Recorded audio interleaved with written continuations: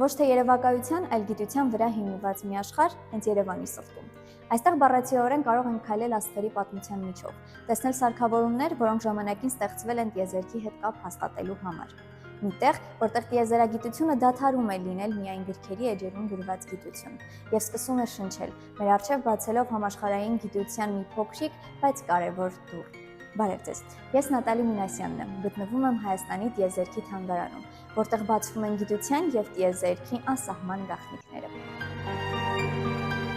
Տիեզերքի թանգարանը հիմնադրվել է պրոֆեսոր Վահագն Գուրզադյանի նախաձեռնությամբ։ Առաջին ցուցադրությունը կայացել է 2001 թվականին Գառնիում, նշանավոր գիտնականների եւ մշակութային գործիչների մասնակցությամբ։ 2015 թվականին թանգարանը վերաբացվել է Երևանի Նոր Նորքի տեխնոպարկում։ Այն միտված է հատկապես դպրոցականների կրթությանը, միաժամանակ ունենալով պատմամշակութային, գիտակրթական եւ զբոսաշրջային նշանակություն։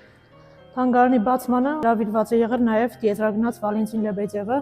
ով Օրիոն 2 առաքելությամբ մեկնել է տիեզերք եւ կատարել չափումներ, Գրիգոր Գուրզադյանի հետ համատեղ աշխատել են եւ թանգարանի բացմանը թանգարանի պատին փոքրիկ այսպես բարեմաղթանքներ է թողնում, որը Գառնի աստղադիտարանից հետո տեղափոխվելով Երևան հայտնվել է այստեղ։ Վալենտին Լեբեդևը նաև թանգարանի նվիրել է իր ձեռագրով գրված օրագիրը, որի մեջ նկարագրված են տիեզերքում կատարված չափումների արդյունքները։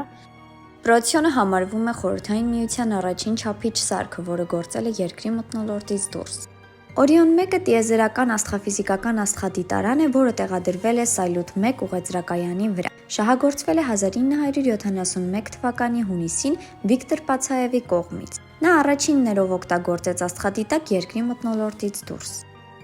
Օրիոն 2 աստղադիտարանը տեղադրվել էր Սոյուզ 13-ի վրա 1973-ին, դառնալով առաջին օդաչուավոր տիեզերական աստղադիտարանը։ Այն նախագծել էր Գրիգոր Գուրզադյանը, ղեկավարել Վալենտին Լեբեդևը։ Փորձից ստացվել է մոլորակային միգամածության առաջին ուլտրամանուշակագույն սպեկտրոգրամը։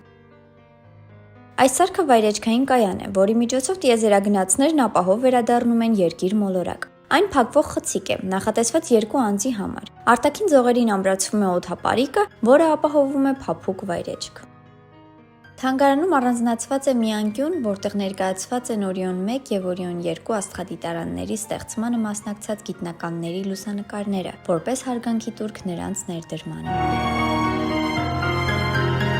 Թանգարան այցելելիս կտեսնեք բազմաթիվ յուրահատուկ սարքեր, որոնք ժամանակին օգտագործել են գիտնականները, իսկ այսօր թանգարանը ձեզ հնարավորություն է տալիս դրանք փորձել անձամբ։ Մի սարքը մեծացնում է պատկերը մինչև 100 անգամ, մյուսը լույսի միջոցով ղեկավարում դիտման ուղղությունը, իսկ մյուսն էլ թույլ է տալիս տեսնել տիեզերական ռադիոալիքները։ Այստեղ յուրաքանչյուր սարք բացահայտում է տիեզերքի մի նոր կողմ, գիտելիքն ավելի մոտեցնելով դիտողին։